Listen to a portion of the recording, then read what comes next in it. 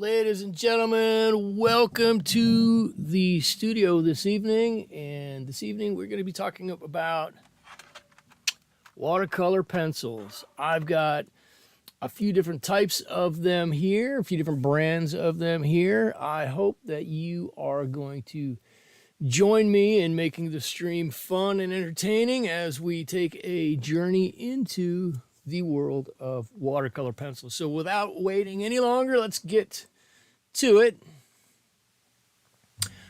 There we go. You can see I've got a ton of different kinds of watercolor pencils. Carrie Hall from Australia, once again, welcome.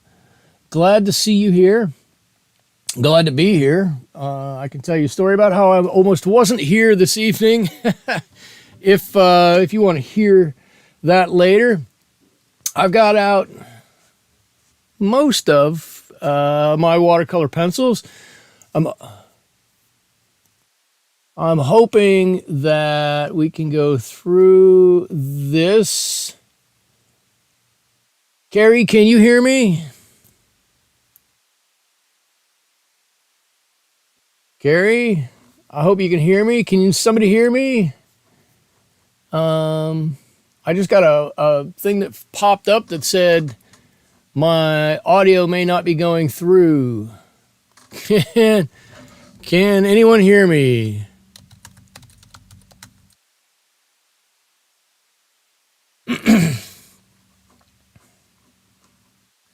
I don't know why this would be different. Yes, Laura. Yes, Michelle, you can hear me. Okay, good. I don't know why I got that pop-up that said I can't be heard, but good. I'm glad you guys can hear me. Okay, so I thought tonight that I was going to do something a little less scripted, and to tell you the truth, I'm a little terrified by that because it's hard enough to do a live stream knowing what your end goal is going to be. It's even harder to do it without an action plan. So, but I'm going to forge ahead. And Michelle's here from Vancouver. 2 international viewers. I like it. So I guess what I thought I would start with is I just want to go through some of the watercolor pencils that I have, kind of in range of from maybe lower quality to higher quality, and go from there. I've got copious amounts of paper back here to pick up. We can try any or all of these out. I've got a few figures drawn. We can color those in and paint those, or we can go a completely different way if you guys want to go that way, and we'll just see how it goes.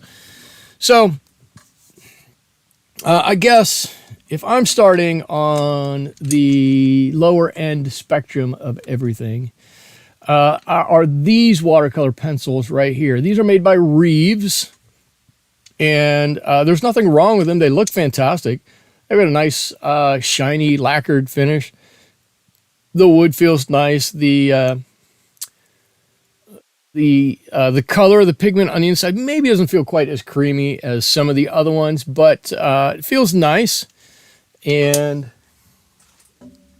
do I have a piece of paper under here? I don't have a piece of paper under here. Now this is where it's really going to get hard, is to try to move everything around. Let's get a piece of paper up here. Let's get a nice color. What color do we want? Where's my red one? I like the red. Whoops, come on out. I don't have the original box or anything for these. For a long time, I had these in my travel pack.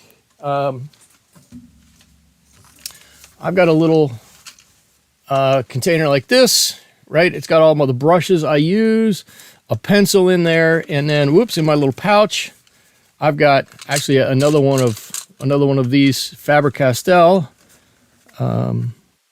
canisters and some extra pencils and erasers and whatnot in there. But for the longest time, I kept these Reeves watercolor pencils in there. I don't do that anymore.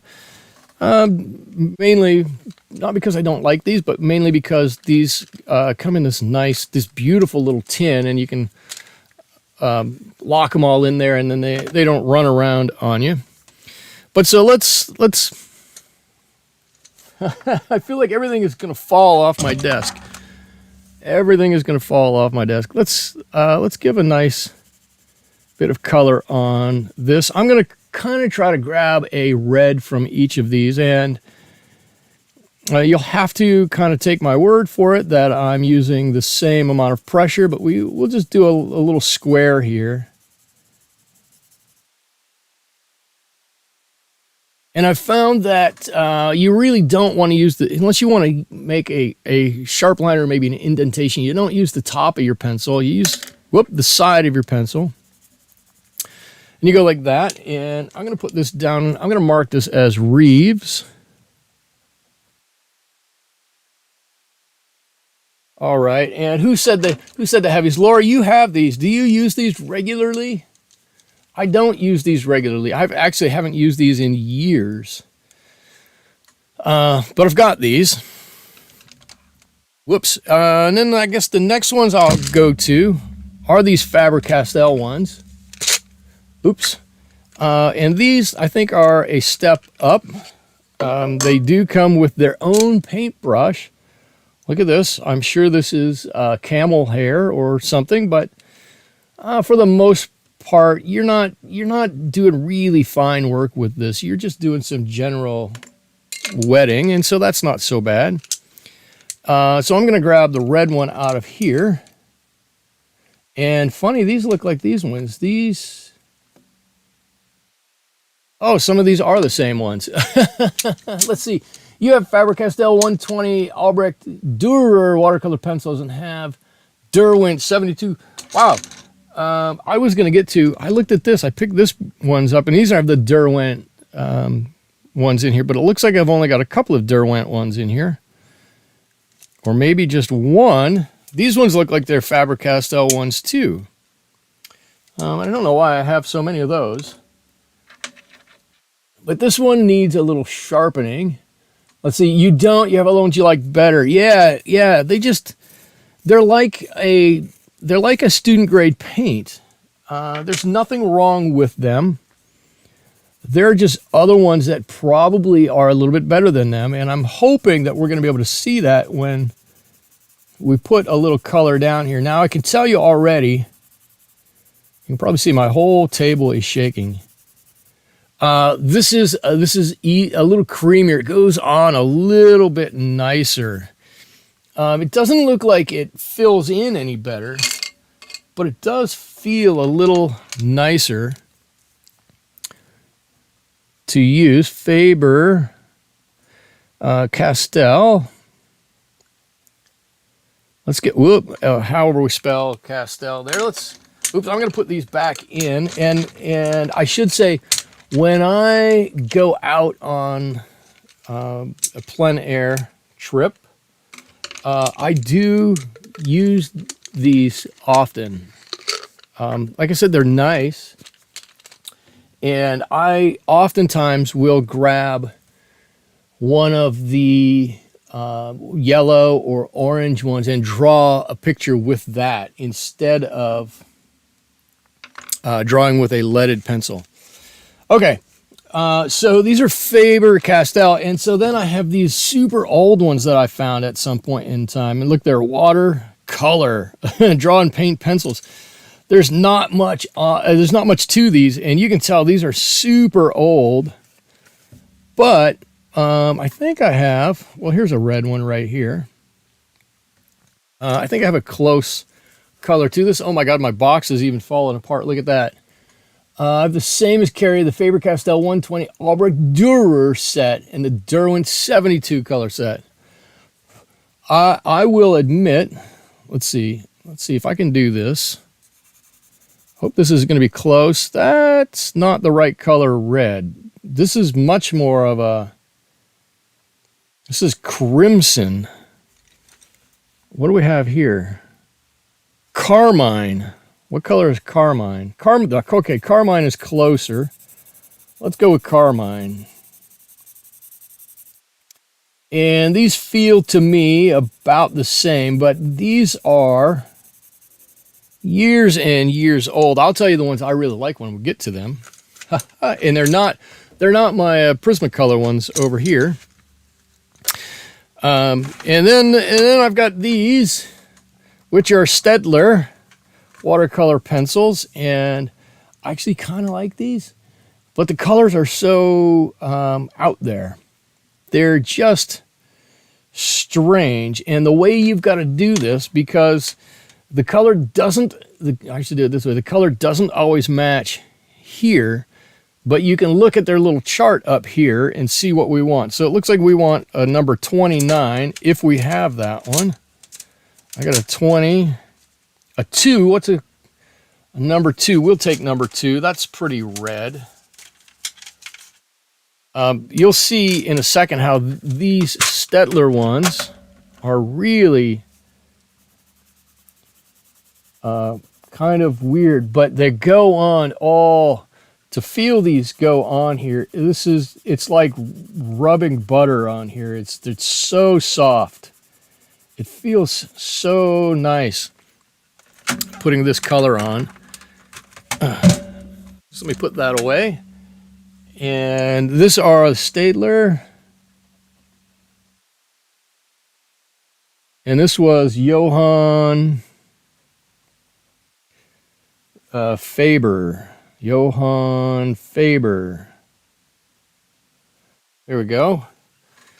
Okay, and so before we get too far into it,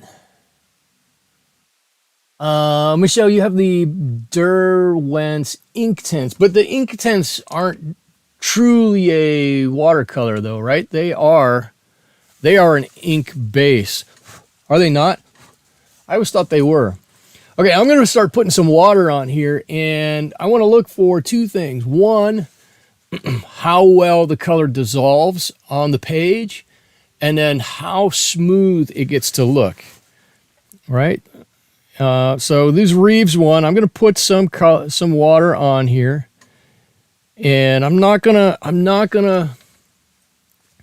just work it and work it and work it. I'm going to try to put about the same into all of these again, so we get a kind of a fair comparison.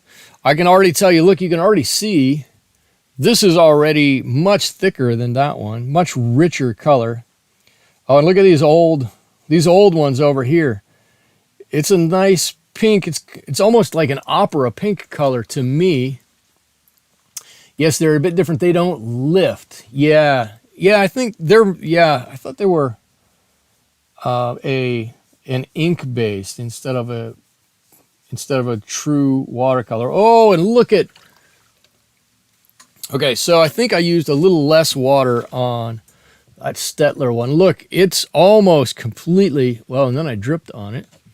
It's almost completely dissolved in there right away, and it's a nice, rich, warm color. And if we go back down to these other ones, the Reeves ones, I don't know, it did dissolve pretty well, but the color's kind of weak. These Faber-Castell ones, not quite as nice. The Faber one's not quite as nice. And then here are the ones I really like. The Caran ones. Love the last one. Laura, you're saying the last one. You mean this one over here? The Staedtler one? Oh, yeah, I forgot the Caran. Yeah, they're really nice. I like the Inktense. Oh, Carrie, I like the Inktense. You add water and it's really pigmented. That they are. I have seen those used. I don't have any of the Inktense, but I have seen those used, and I know that they are super pigmented. Okay, so here's my Caran d'Ache, and these are Swiss-made watercolors. I don't know what the Swiss would know about watercolors, but they have made these, and so I'm going to make a little square here, and I'm hoping I'm not going to be kind of proved wrong that I should be using the Staedtler ones here. Let's get a little bit of water on this one. Uh-oh, there, I can already tell you it's a little harder. Oh, yeah, you can see, look. Gosh darn it, I've been using these because I like them. but it doesn't dissolve quite as nicely, quite as easily. Yeah, look, there's that big drop of water I put in the middle of that one. But boy, the Staedtler ones really dissolved nicely. They really just kind of fell into that nice mode. Now I've got to open up my Prismacolor ones here. And let's see if I can get a red out of here. This is crimson red. And let's see, I'll put some color on here and let's just see how these ones look.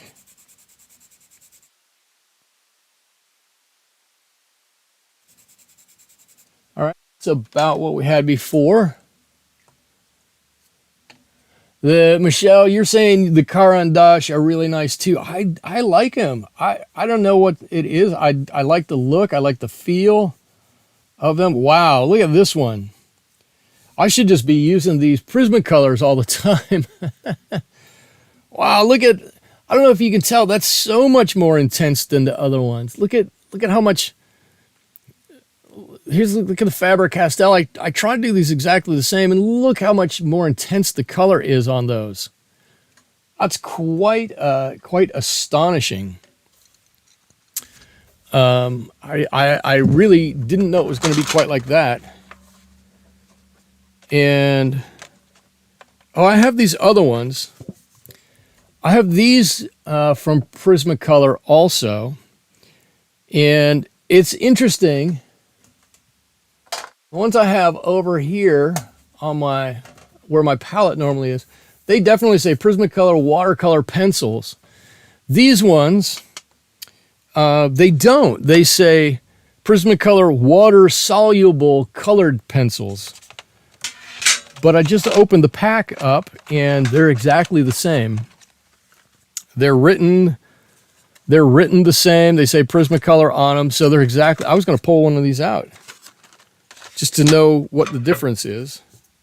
But it looks like there is no difference between them. And before I keep bumping my microphone here. I need to raise that up just a little bit. Before we get too far, I have some other fun, cool ones. I got these, right, being a new dad and loving watercolors. I got these for my kids, which are, look at this, watercolor crayons. And I was like, how would that ever work? Watercolor crayons. It just doesn't make any sense. Here's a red one in here. But I've used these before. And honestly, I didn't notice that much difference between the crayons and the watercolor pencils, other than the method with which you get the color onto the page. It's a lot bigger, a lot fatter on here. If you had a lot more area to cover, man, you could really make, you could cover a lot of ground on there. Look at, it's going to be exactly the same. They're made by Faber-Castell also. And look, here's the watercolor pencil one. Here's the watercolor crayon one. So I think that's really interesting. They're going to be about the same. So those are the watercolor crayons. And then I have these other things, right, that I bought my daughter, when she was 5, 6. And these are, I don't know what these are, sparkle watercolor gel crayons. Check these out. I don't know, this is more pinkish, but let's give this a try. They're kind of lipsticky, to tell you the truth. Right? You open them up and you twist them and the color comes out. You can see it here. Shoop, shoop, shoop. Twist them that way and it goes away. Twist it this way and it comes out. And these do have a bit of a metallic feel to them. And as I remember, they're really soft. And you're really going to get a lot of color in there. How intense this color is, I don't really recall. Oh, look at that. I took off that whole edge right there. But look at the amount of color I got on there. Holy cow. And let's see what this looks like when we wet this. Like I said, I really don't remember. Actually, that's not so bad. Take a look here. Right? We had all those lines on there before. You can still kind of see them. We can't really get away from that with watercolor pencils too much. But it's curious that it really dissolved the, I guess, the crayon part and really left a nice bit of color there for us. Okay, so those are basically the sets of watercolor pencils that I have, and a little bit of each of them. So now I was hoping to, and you guys can help guide this, and you can tell me if this is the way you want to go, or if this is the way you don't want to go, or what colors you want to see in any of these. But I was thinking we would look to see how the colors in any of these sets blend together and how well they blend together. And then I do have a sheet where I've just drawn on, whoop, you can see it real lightly. I've drawn on some fruits and vegetables here that we can color in and take a look at. So I'm going to ask, does anybody want to see any colors blended from any of these individual sets? And if not, I'm going to go on. Well, I didn't label these, did I? This is Caran d'Ache.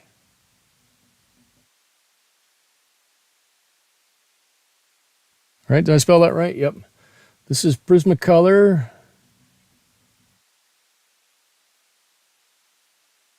This one is Faber-Castell Crayon. Just going to put Faber Crayon. And this one is Gel Crayon. So we know what's what when we refer back to it. Nobody has anything they're dying to see. Okay, so good. I'm gonna get a fresh sheet of paper, and I'm gonna move this off to the side. Now I am always trying to mix a good green.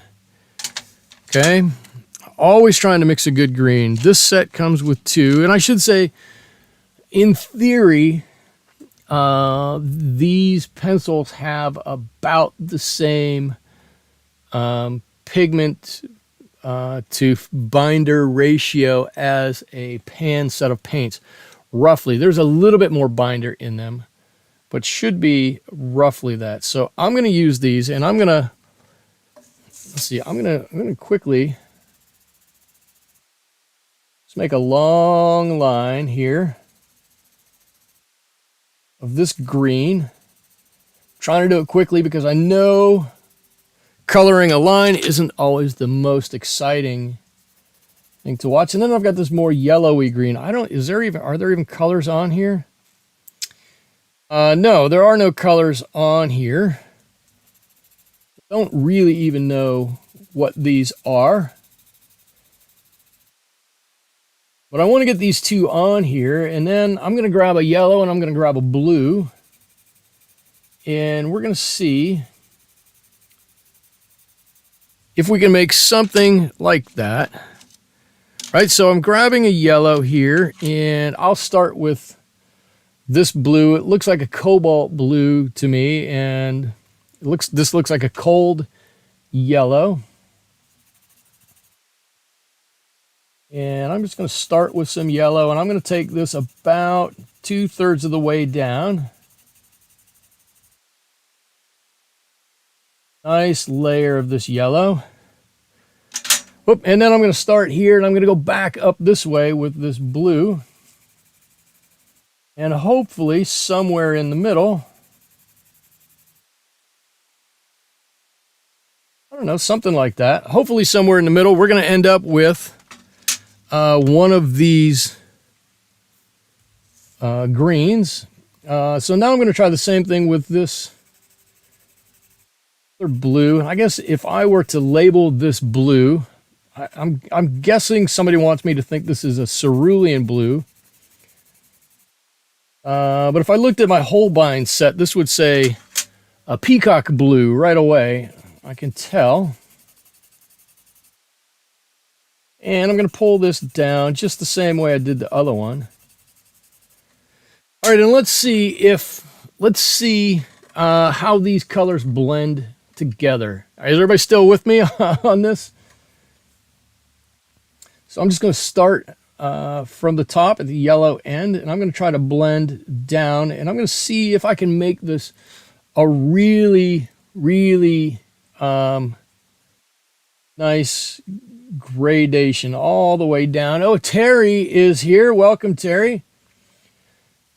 Terry was the first person to tell me that my YouTube channel was hacked over the weekend. I didn't really look at it and didn't realize it until Monday morning.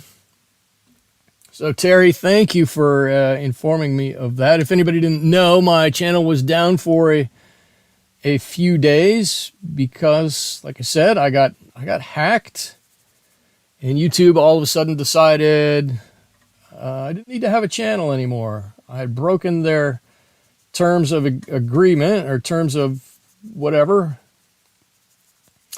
And I immediately responded to them and said, I don't even know what you're talking about. And tried to get onto my YouTube channel, and it had been terminated. I couldn't log into my console.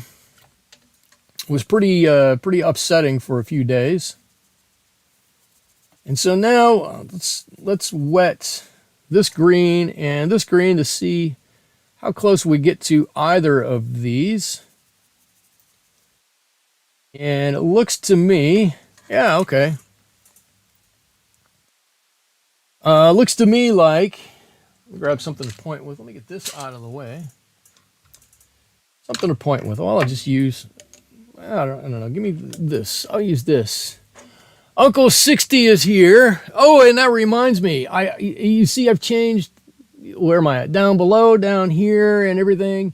It's because I wanted to put in a few things. So I want to put this up. Uncle 60, since you're here, I'm glad you're here. I want to put that up to say a thank you for supporting the channel. And it doesn't make sense this week, but I finally got around to putting my palette colors on there. So you can see, I'm going to use the bottom of this for a bit of a scroll so you guys can see all of the colors that I use. But like I said, for this one, it doesn't matter because I'm not using those colors.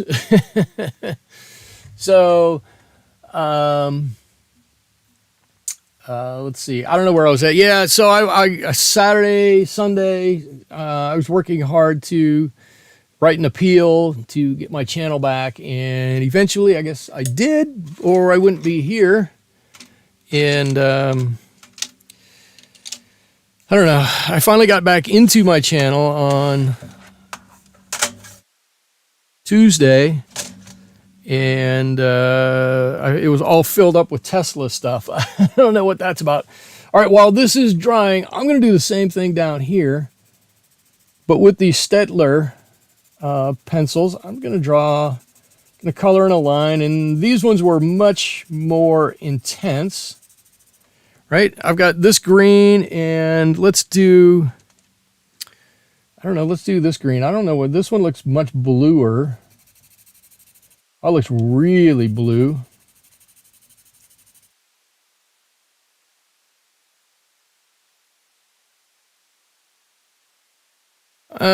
And you know what, while we're at it, I've got one more green in here, so let's throw this one on here. This is a really warm green. I put this bluish green on here. That's pretty cold.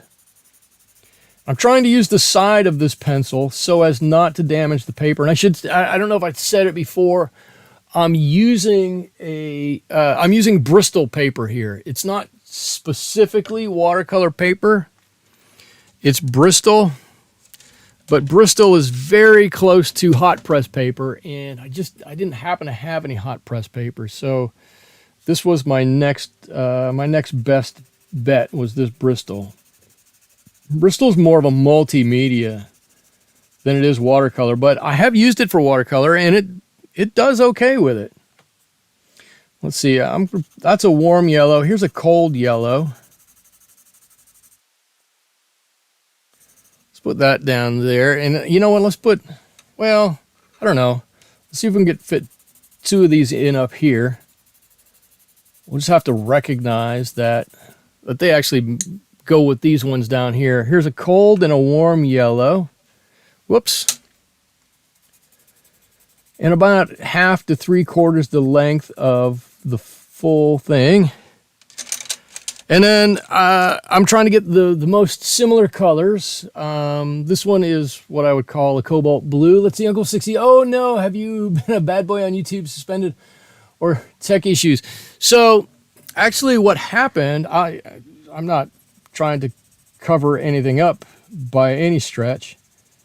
After Wednesday's stream last week, Thursday morning, I got an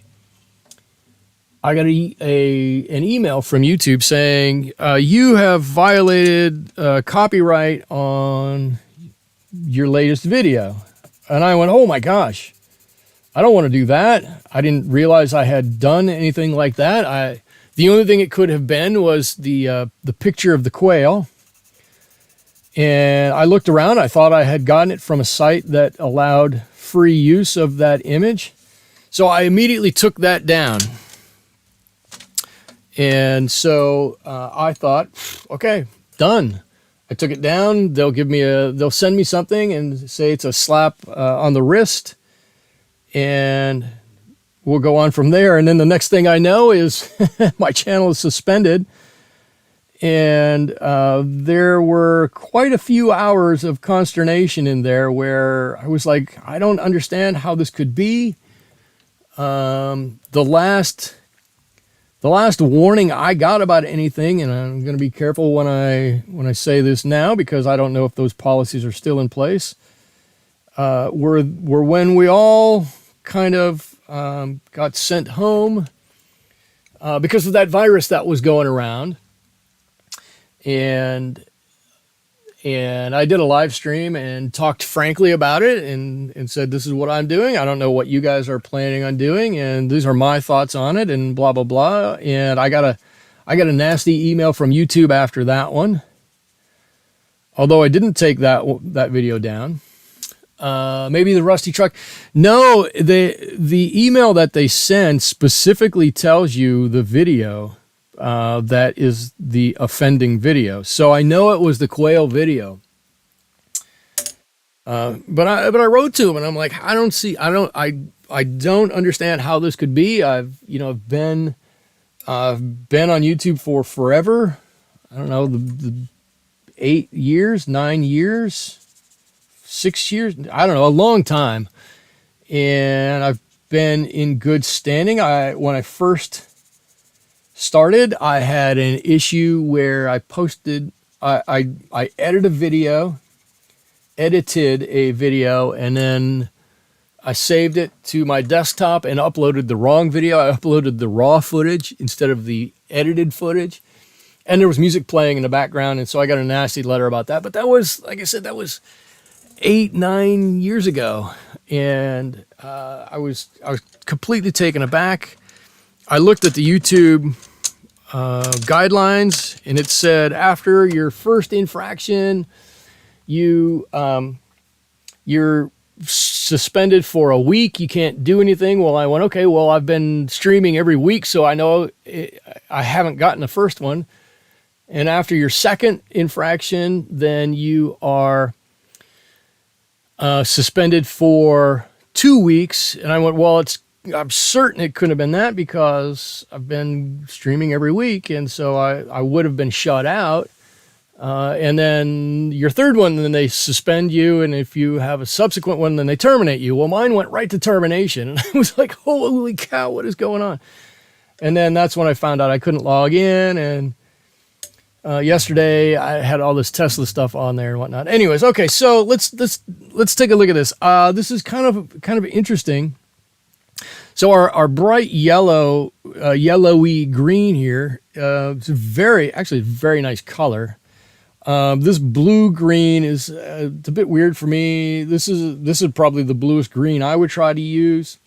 It's nice. If I were doing a green, I'd probably do something more vibrant than this. But I don't think these ones mixed nearly as nicely as these ones. So this was a warm yellow and a cold yellow and a cold yellow and a warm yellow with what I'm guessing is cobalt blue, but it turns out to look more like ultramarine. It was this one. And again, it's just a number that they have on here. And then I have to refer on the little chart that they have here. And looking at it, maybe number 3 is more of a cobalt blue, and 33, which this one is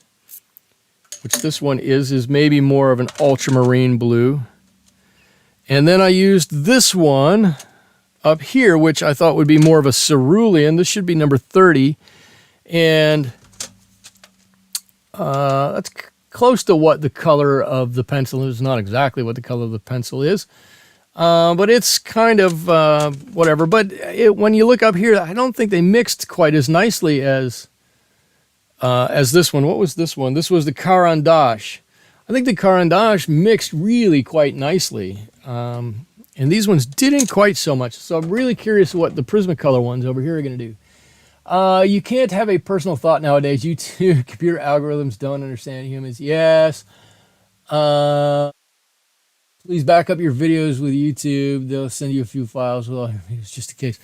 Yeah, so when I got my stream back, they give it back to me, and all of the videos are unlisted, which means nobody could see anything. And so then I've got to go through and go, okay, do I want to list this one? Do I not want to list that one? Do I want to list this one? Do I not want to list that one? And it just seemed to be a lot. I don't know. I understand in this case, they're doing it because somebody broke into my account and started doing all kinds of stuff, but man, it just seemed like not the best system. I should say, my wife has had an even more difficult time. She has done some reviews, dark green. She's done some reviews on YouTube. And she has, or used to have, when she would do it a lot, quite a big following, like hundreds of thousands of people. And I was like, well, that's fantastic. And at some point, YouTube, this was 2 years ago,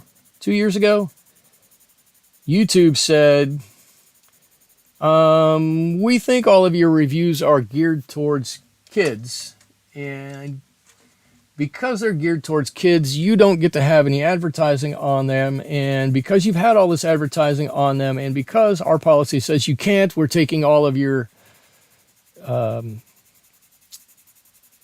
ad revenue money away from you. And so when somebody says that to you, that's a big wake-up call. So she's been in dire straits on her channel because not one of her videos was geared towards children. And she got quite bent out of shape. And the funny thing is, and I'm sure it's running through the same algorithm each time, but she has had her channel demonetized 4 or 5 times for the same infraction. And each time she has to post that she's not doing this for Peacock Blue. She's not making children's videos. She's not doing, she's not doing anything she shouldn't do. She's geared these all towards adult. There's no kid language in it, right? It's all adult language. And then each time they look at it and then change everything back for her. Do you do I do live videos on Instagram? I don't do live channels on Instagram. Quite honestly, doing live videos on YouTube is a lot. I I try to do a lot with my kids and my wife and my family and whatnot, and so that means I don't have quite as much free time as I want. My kids are teenagers now, and I just kind of feel like if I don't spend that little extra time with them now, I'm never going to get to spend that little extra time with them because I've only got a few more years before they grow up and move out of the house, and then they're on with their own lives, and I'm just never going to get that back. So I have made the decision to not do this every night, not make videos every night or every day or something like that, and take whatever that little extra time that I have is and spend it doing whatever with my family and especially with my kids, so that, well, I mean, selfishly, so that I have those memories, but also so that they have those memories for the rest of their life. And I think it's just easy, and I don't mean to call it selfish, but in some instances, it is. We've kind of become a selfish culture in some respects, but it's kind of selfish to just say, oh, I need to do this for my gratification, and I don't necessarily want to be like that. I want to step back and do some of that for my kids. What is my wife's channel? Her channel is Goodie Parade. And if you go there, she reviews dolls. And that's why YouTube says it's all for kids. But Goodie Parade does one specific kind of doll, and it's Monster High doll. And if you don't know what Monster High is, Monster High is their dolls. They're like Barbies, and I'm only using Barbie because I don't know of any other brand of doll. But they're like Barbies in that they're yay tall, and they look humanish. They have whatever human figure. But the premise of Monster High is that these are all the kids in high school of the monsters, right? So one of the dolls is named Draculaura, right? And she is the daughter of, guess what? Dracula. How about that? And there's Frankie Stein, who is the daughter of Frankenstein. And so they have all these weird, funny names and whatnot. And the dolls are really, really well made, and they're very articulated. And she loves them. We have a case of them here in the house, and she looks at them and whatnot. Anyways, so that's it. I should say what I'm doing here is I'm using a warm and a cold, and a warm and a cold, and a warm and a cold on each of these different blues. And we can go back and look at these different blues in a second if you want. And then this one, I don't know why I did 3 of this one, but this is a yellow ochre, and I'm just kind of curious what this yellow ochre and this blue look like together. It's probably going to look horrible. I don't... Yellow ochre to me is the weirdest, one of the weirdest colors in the thing. I'm so old I never heard of that. You never heard of Monster High. Well, listen, I never would have heard of Monster High either, but, ooh, I love that blue. Look at that. Wow. But they're pretty neat. I mean, if you like dolls and doll stuff, and they all, every Every doll that you get from Monster High comes with, or it used to, I don't know, they don't make them anymore. It came with like a pet and I don't know, shoes that came on and off, or a hat, or a purse, or there's boys and girls, so there's both. So depending upon what the monster was, it would have different things. It was Monster High, so I think one of them came with a football because he was on the football team, and it was a play on every just being growing up. And their whole theme was, this is one of the other things that my wife liked was, all the boxes talked about you being you. Don't let anybody else tell you who to be. You just be who you are. And they tried to put a monsterific, a good spin on everything. So I don't know. Anyway, it is what it is. But her stream kept getting demonetized and then remonetized and demonetized and remonetized, and she's been fighting with them for years. Okay, so let's take a look at what we have here. So this blue is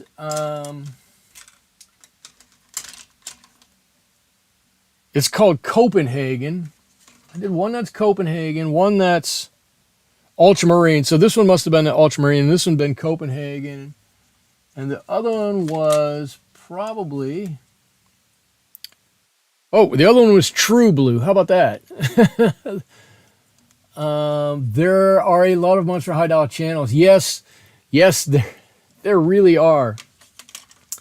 I don't know how they got to be so popular, but they got to be quite popular. And then there are movies, and there's I think they were actually in the theater for one movie, and lots of them that are, direct to DVD or whatever it is now. There was a cartoon out there for a while. There were lots of stuff about them. Let's see, the cold yellow that I used here was Sunburst, and the warm one was Spanish Orange. So not even really a yellow. But it looks like, I'm just going to take a guess here, right? I think this is our True Blue, and a warm yellow here kind of makes whatever green this was. What was this? Evergreen? Dark green. This makes our dark green. And probably this True Blue and a cold yellow makes this other green, which was green. Okay, well, that's descriptive. This is green. And I don't know what made our other green here. Our other green is called olive green. Well, that makes sense. This one is olive green here. And I don't know that we quite hit it. Maybe this ultramarine with a cold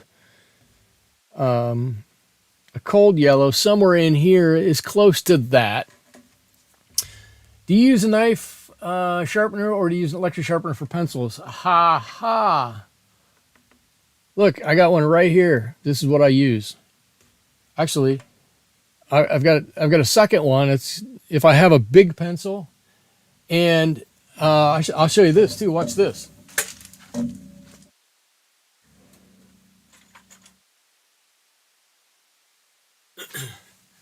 I like to draw with carpenter's pencils, right? I really do.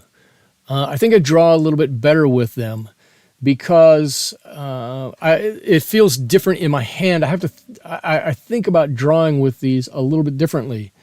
But then check this out. I've got a super giant pencil sharpener that's just made for these. So it's super big. Here's my little one. Look at the size difference. But I don't even think I could use the big side on that one to do it. It's a super big, cost you, I don't know, $3.50 at Home Depot or something like that. And then, how about this? I just got, I didn't put it up. And this brings back a lot of memories. The old Boston pencil sharpener that you probably used in elementary school or in high school or junior high school. See, it's mounted to the wall, and you crank it like this, and you put your pencil in the other side, and it fills up that little bin, and then you got to take the bin off and go and drop all that out. So I've got one of those. Oh, Uncle 60, you have cases of these. Yeah, these are. I love these. They do. They're quite soft, and so the line that it makes is quite dark, and you want that when you're drawing on wood, right? You want to have a nice dark line that you can easily see. But man, it's, you hold this. I've been holding this the same way for years and years and years and years and years. And you get used to drawing one way, and then all of a sudden your fingers have to be on here a different way. How do I hold it? Like this, like that? Or do I hold it on edge this way? And it's just, it makes your mind kick out of the, lazy thinking, oh, we're just going to do this or do that, and makes it a little bit more active. In my opinion, I draw better. At least I believe I draw a little bit better when I use that construction pencil than I do when I just use a normal, number 2 or mechanical pencil. And I've got these around too. The other thing I used to do all the time is draw with a fountain pen. I love fountain pens. I don't want to get off on a fountain pen rant, but I might have to get off on a fountain pen rant.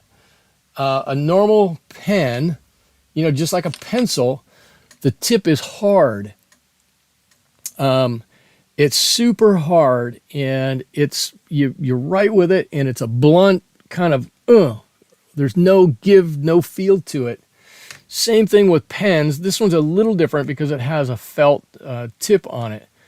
But once I started drawing with fountain pens or writing with fountain pens, there's so much feel and give to the pen, and it makes writing joyous. And so I did a lot for years, just only drew with a fountain pen, and my drawing was much better than it was without or with just a pencil. They make hand sharpeners now for those hand sharpeners. Oh, big ones like this. Holy cow! Put that on a job site. This would fit in your tool belt though. You just plop that right in there. Of course, you probably lose it. So I don't know where to go with this stream. I wanted to show off these different pencils and do a few different things with them. See how some of them mix. We've kind of done that. Show you some of the fun ones that I have. These are super fun.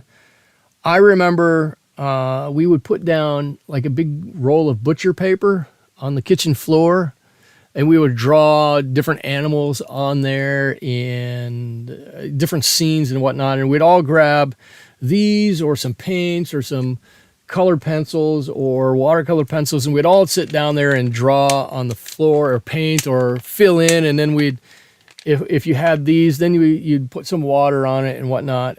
We had such good times with these.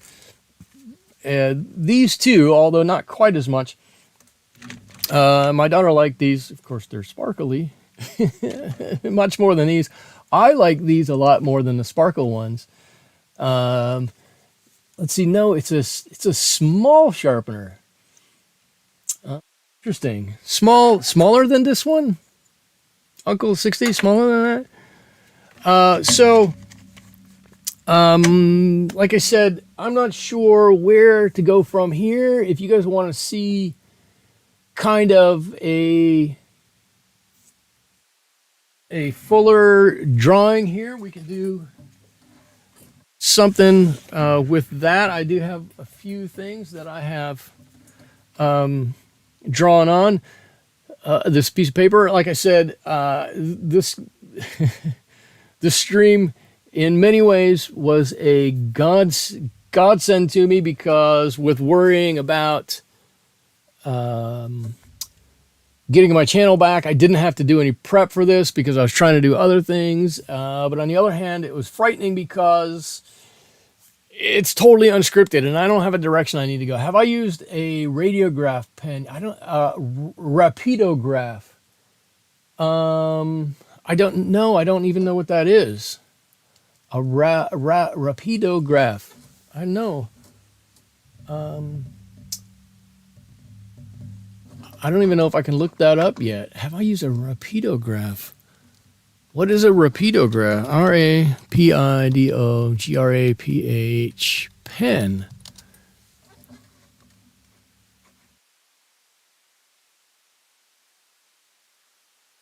It's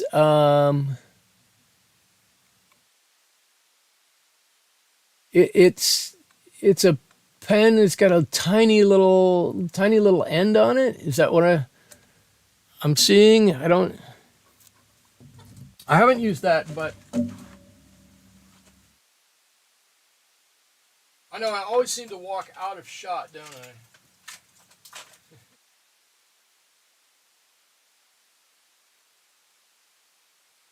But I told you that I do like fountain pens, and look, I've got a few here that I've been using over the years. I've got probably this many more. I have a couple at work that I like to use. It just makes this one's dried up now. There's nothing in it, but the flexibility of the nib just makes it so much easier to write with, so much more enjoyable. Not to mention the fact that they're typically heavier than a normal pen or pencil. Ooh, that one looks so nice. The look of it's nice too. And I like the weight of it. Do we use these for accents on our paintings rather than doing a complete painting with them? Oh, yes. Okay, so that's a great question. So, like colored pencils, you could use these for an entire painting. I I have either only used them for a drawing of a painting where I would take like the yellow or maybe an ochre, something very light, maybe this peach color, but a light color like that to do an initial drawing with, knowing that the color itself is light enough that it's not going to affect the rest of the painting, and then you don't have any pencil line that you would get from a normal pencil, right? It's just not there. So I will often use these, especially if I'm out doing some plein air painting, just because they're in my bag and they're easy to grab and whatnot. And I'll do that from time to time. But yes, the only times I use these, oh, I should say this too. The only time I use these is when I'm doing a very small area. I want to do a little line. I want to do, well, this is a little bigger than I would do, but I want to do part of this stem right here. I want this stem to be a very small area. Actually, this part of the stem over here is probably more of what I would do. I want to do an accent to something. I've been painting with my brush, and I can't get into the small area. I'm using a brush that doesn't come to a super fine point, and I can't get into an area. So I'll go down, I'll get close to that area, as close as I can. Then I'll grab, this is how I would normally do it, then I'll grab my pen of the closest color I can get, and then just go with that. And this is the other thing I was going to show. Oh, look, now I've got red all over the place. Is you can do these dry, and you'll get a nice dry line on there like that. Or you can dip these in water and put it on, and they'll come out much darker. In fact, you can't see that at all. So you can do this dry, and you'll get kind of the straight line like that. Or if I got this lead wet, if I just dip this lead in water, I hope you can see that that's wet right now, and you run it over, you're going to get this bigger, fatter line off of there. It just, the water comes off and pulls a lot of that pigment with it. So you could use these actually a couple of different ways. But the way I do it, Uncle 60, is exactly like you mentioned there. I typically have only used these to fill in a missing section. There's a little section in there, or I'm not confident enough with a black to pull out a rigger brush. That's not a rigger. Come on, Michael, grab a rigger. I'm not confident enough to pull out my rigger brush and pull across something and get a straight line.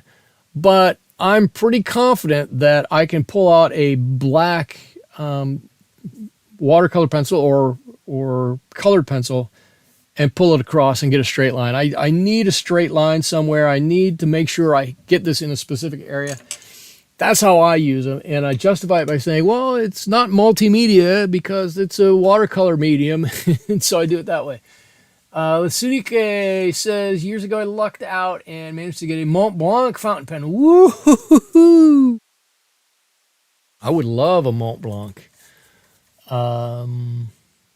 It's probably beautiful, and they're so expensive, but most of mine are not expensive. Most of mine cost $2, $3, $4 a piece. I did spend $19 on a pen from Noodlers. It's a Noodlers. Noodlers is an American company that makes fountain pens and inks, and I bought some of their Noodlers. What do they call it? Catfish Brown, I think is what it is.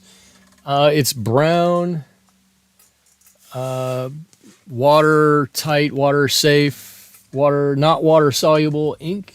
It's actually quite nice. It's quite beautiful color. But Noodlers makes all kinds of inks and pens, and they're fun pens, crazy colors and crazy nibs and all that kind of stuff.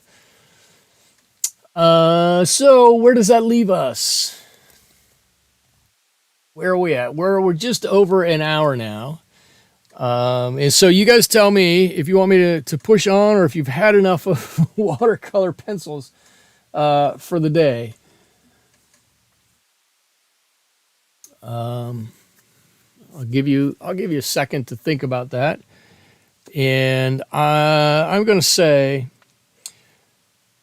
that at this point, other than the ones that I have in my travel kit, which are these ones here. Is that everything dry there? Everything's dry here. Other than the ones that I have in here, hidden away, I don't much use these. And I'll also say, if you don't have one of these kits, you really should get one of these, because they're not expensive and they're really pretty nice. This is a magnetic little pouch that comes in and out, snaps in, zips closed. You roll this over, you tie it up, your brushes are good to go for the next time. They stay safe and secure in there. So it's not an advertisement for anything. It's just kind of a cool little thing I found.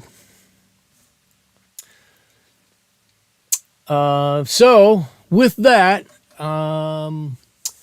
I think I am going to call this one to a close this evening. Carrie, if you are still here, I did do a painting. I did do a drawing of a tractor over the weekend, and I was considering doing that for this show. Obviously, I didn't, because I didn't know if I was really going to have a show or not, but I do have an extra tractor drawing, so I'm considering doing it next week. Have you done any drawings with watercolor pencils? No, I would let you see. I'm happy to show off any or all of my artwork. I never got into colored pencils, or I have any full drawings with colored pencils or with the watercolor pencils. Actually, that's not true. I've done one, and I don't think I can find it anymore.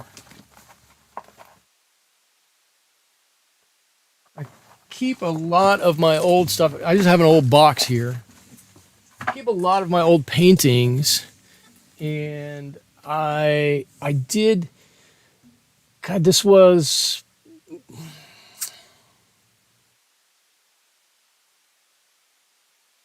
2000 and let's see.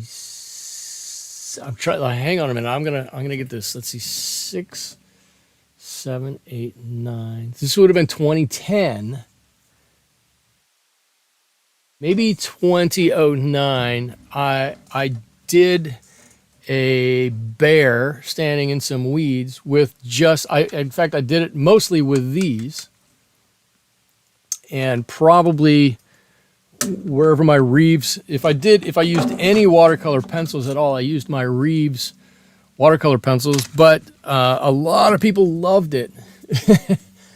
And as a result, that was one of the first, I didn't do that way, but I did a bear, and that was one of the first watercolor paintings.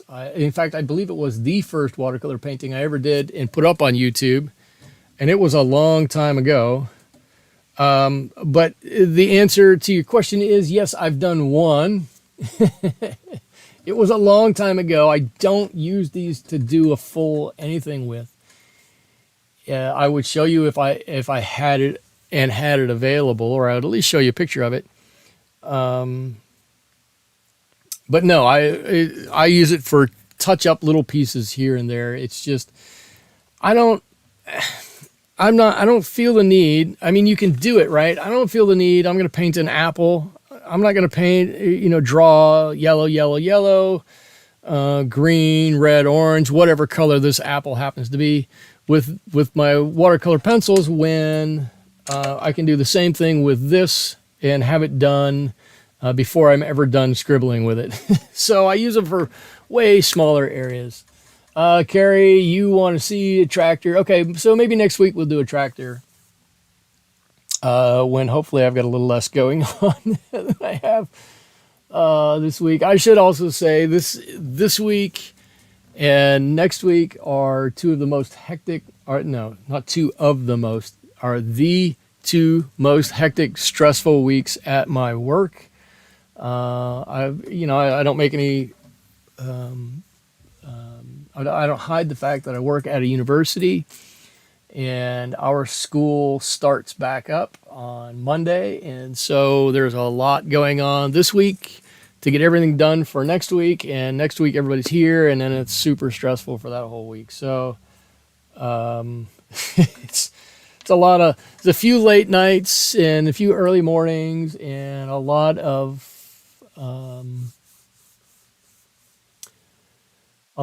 just saying, you know what, this person is frustrated, and I know why they're frustrated, and I don't want to add to their frustration. I'm just going to help to try to solve their issues. So there's that. Anyways, I guess that's all I'm going to have for you guys this evening. I'm just thankful to still have my channel, which is another reason why I don't want to do anything crazy this week.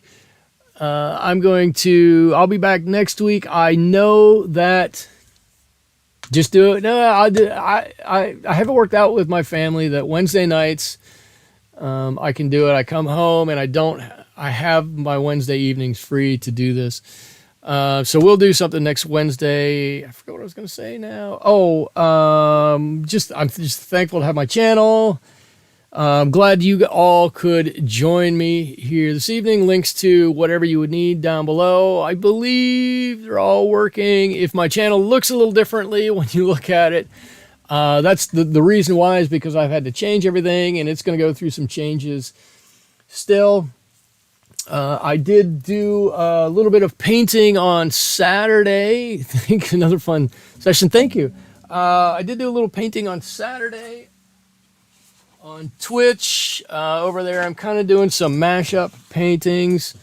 So if you want to see some weirder, funkier, funnier stuff, you can catch it over there. So I did a T-Rex with a chicken head. I'd say I'm about halfway through this, but just something to have some fun over there. I've got a few more that I'm going to get to. And I don't know. I can't promise to do anything else. Terry Schmidt said good night. Thank you for this. Get your pencils out. Have fun with the pencils. Drew is in Wisconsin. Welcome, Drew.